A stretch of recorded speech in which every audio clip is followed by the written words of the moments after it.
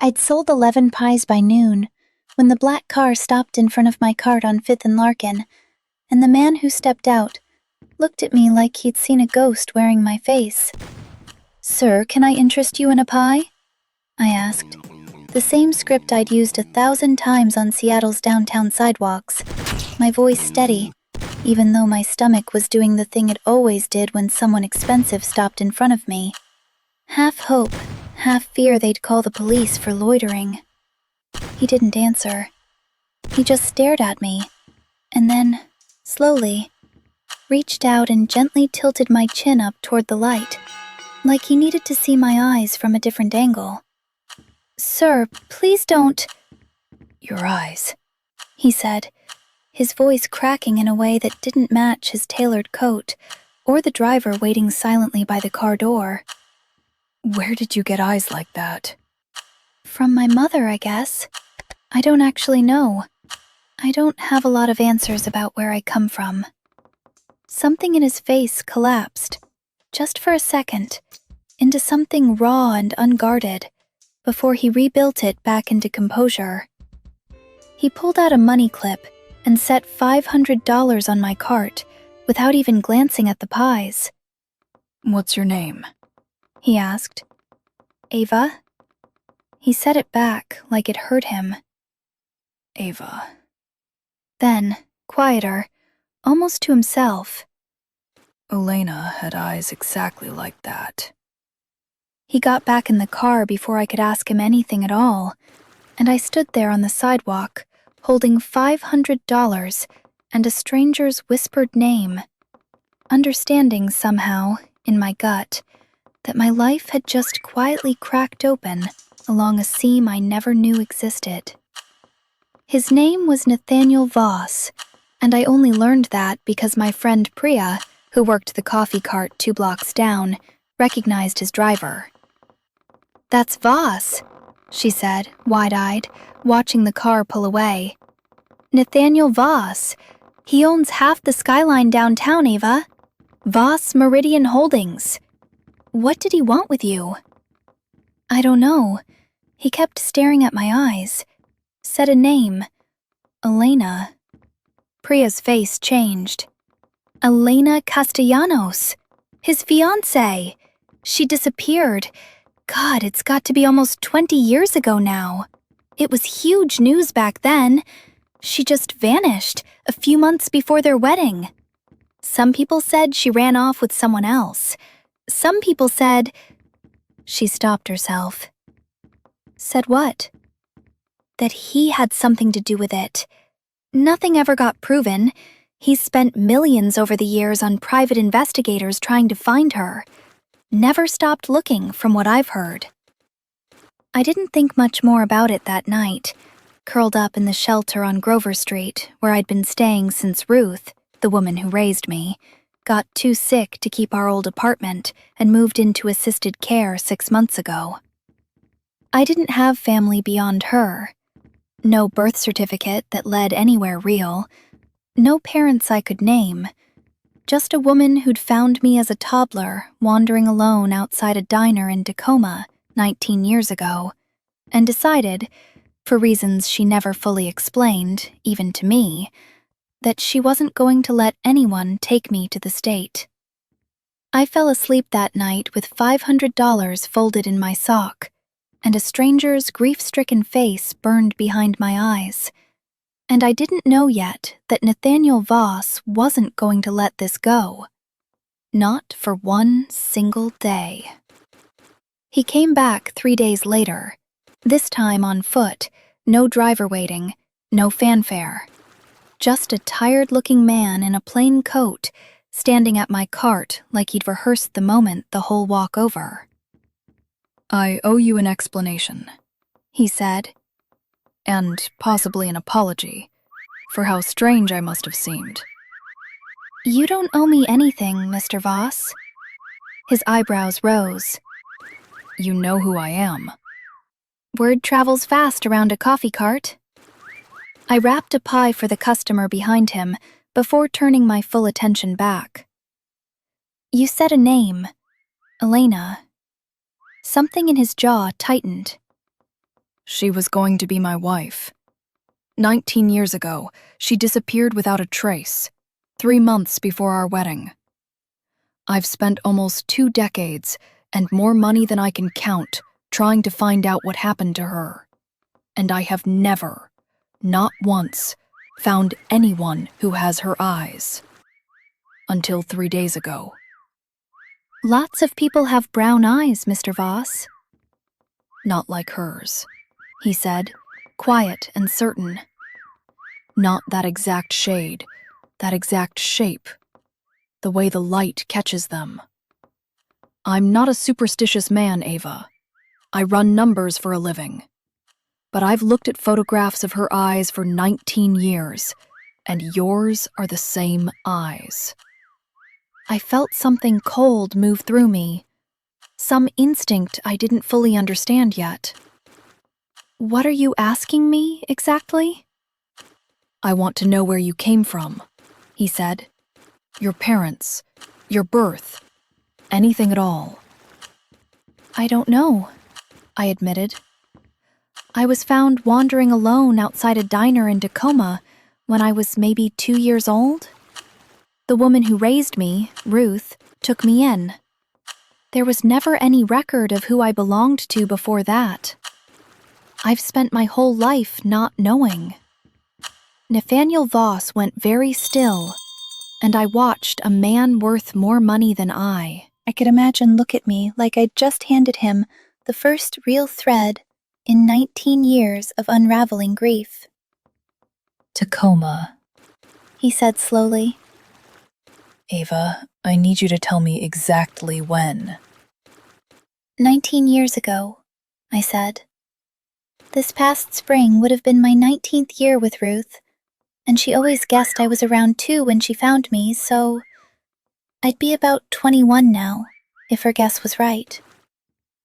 Elena disappeared 19 years and 4 months ago, Nathaniel said, his voice unsteady in a way that made the busy sidewalk around us feel suddenly very far away.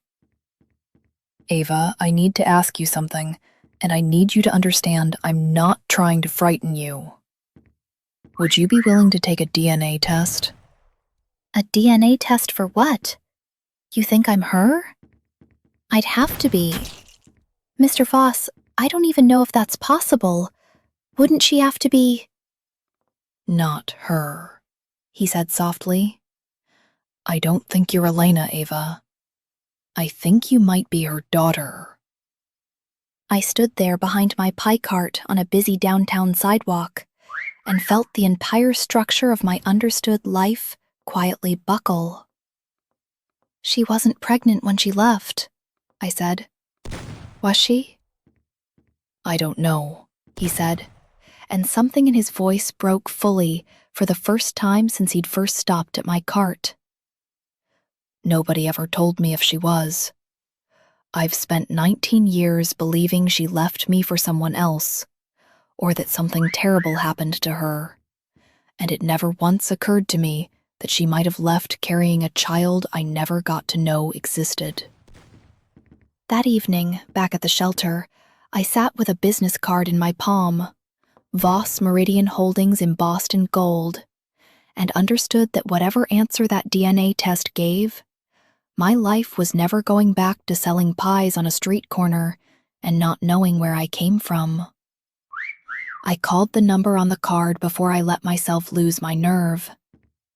The results came back 11 days later, and Nathaniel asked me to meet him at his office instead of delivering the news over the phone, which should have told me, before I even sat down across from his desk, exactly how heavy it was going to be. You're Elena's daughter, he said, sliding the report across the desk toward me, his hands not quite steady. There's no ambiguity in the numbers. Ava, you are Elena Castellanos' biological child. I stared at the paper without really reading it, the letters swimming. Then where is she? If she had me, why did she just leave me somewhere? I don't know, he said. That's what I intend to find out. if it takes the rest of my life. He hired a private investigator that same week, a sharp, patient man named Frank Delgado, who'd worked missing persons cases for 20 years and had, Nathaniel told me, come closest of anyone to finding a real answer about Elena a decade earlier, before the trail went cold. I need everything on Ava's early life, Frank told us both, sitting across the same desk 2 days later. Every scrap Ruth can remember about where she found her, what she was wearing, anything unusual. And I need to reopen Elena's file completely. If she was pregnant when she disappeared, that changes every assumption we made 19 years ago. Ruth, when I visited her at the care facility that weekend and told her everything, went pale in a way that scared me more than anything Nathaniel had said yet. "Ava," she said, gripping my hand with more strength than I thought her frail body still had. "There's something I never told you. I always meant to, when you were older, when it felt safer.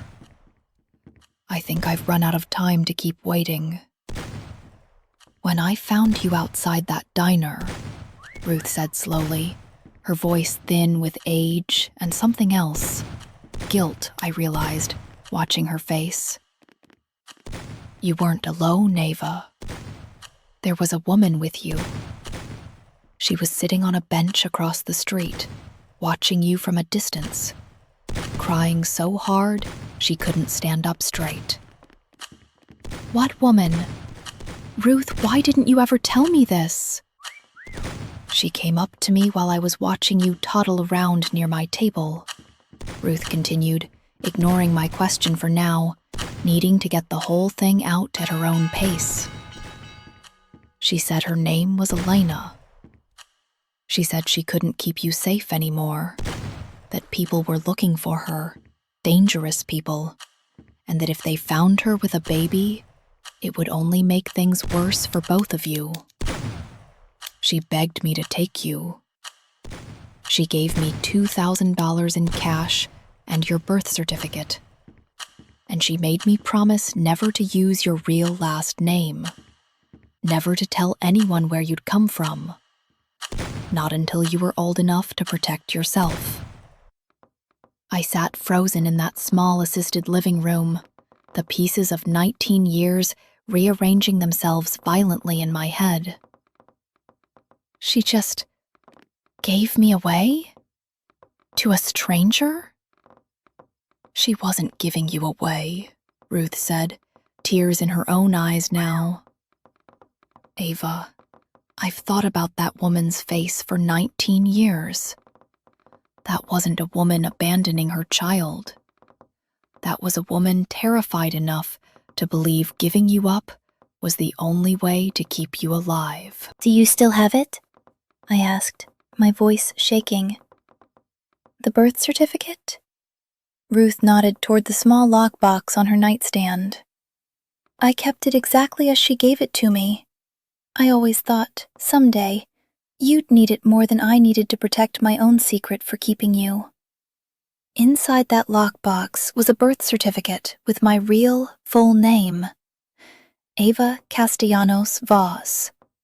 A middle name I'd never known, and a father's name I recognized instantly, because I'd seen it embossed in gold on a business card just 11 days earlier.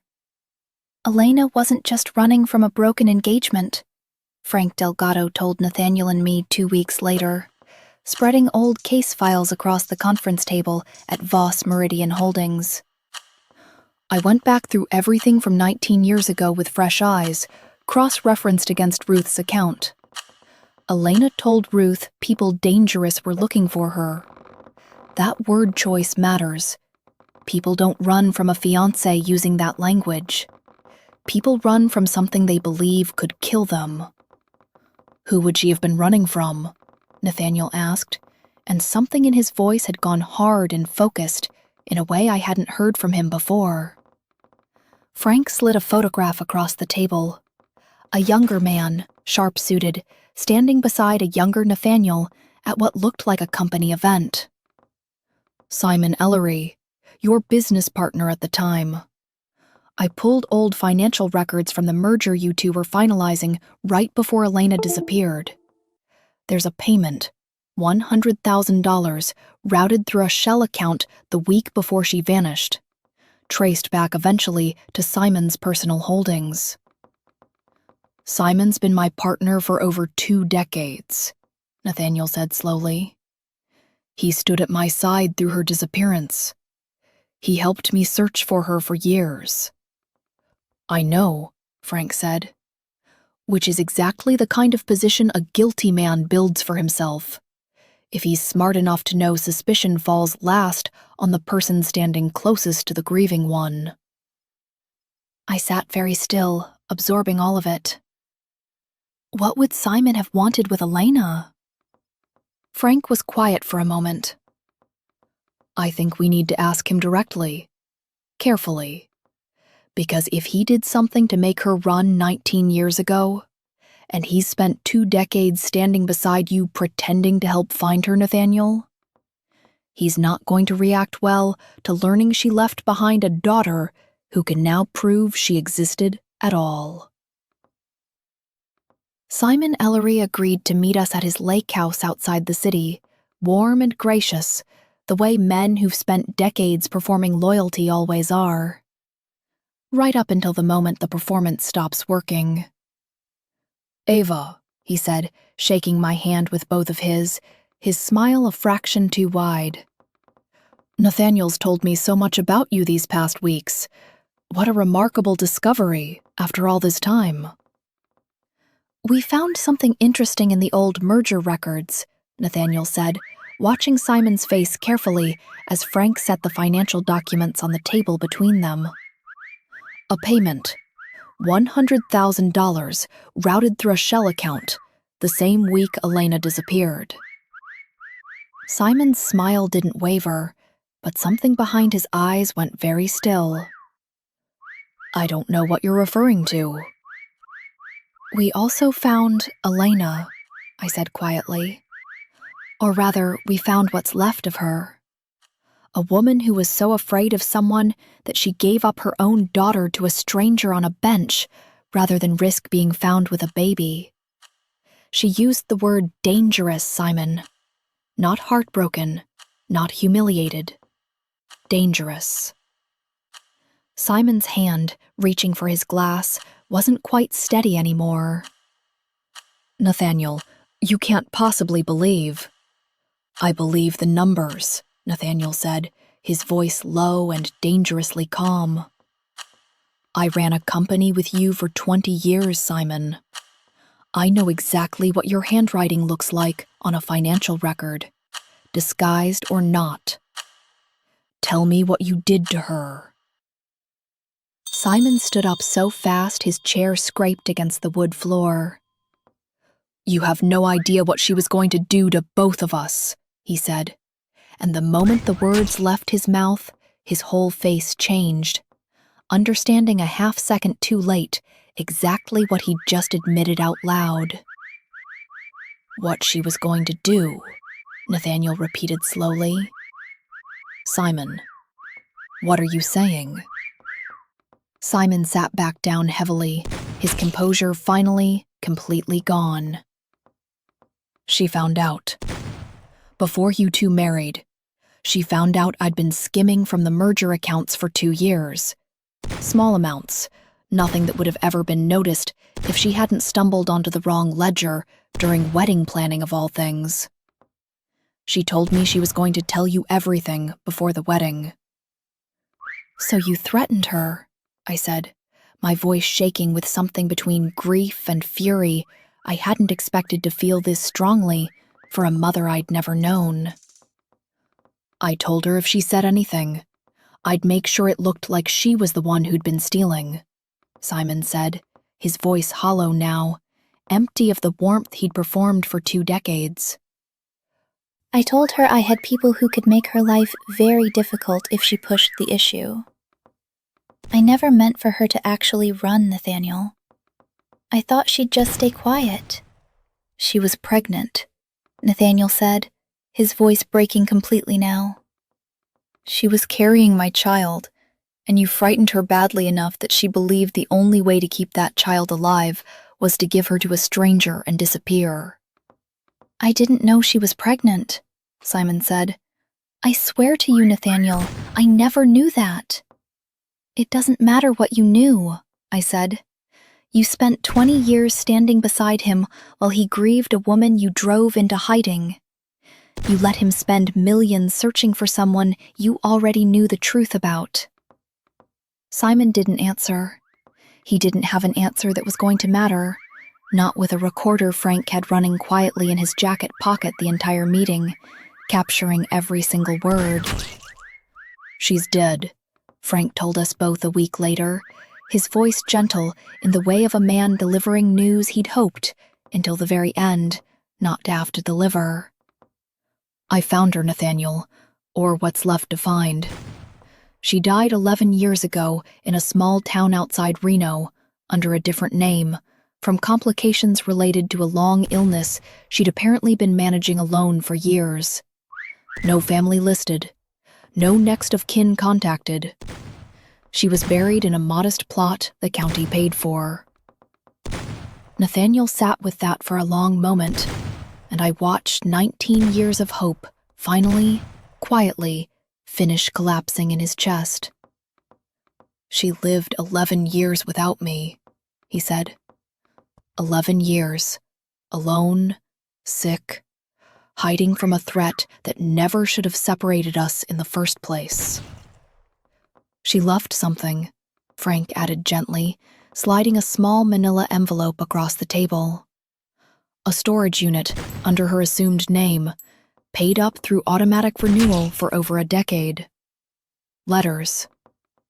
Ava, most of them are addressed to you."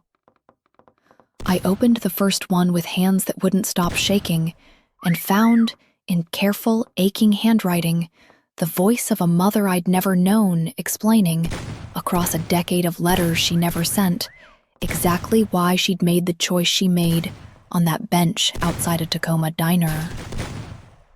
"I gave you the only thing I had left to give you," one letter read.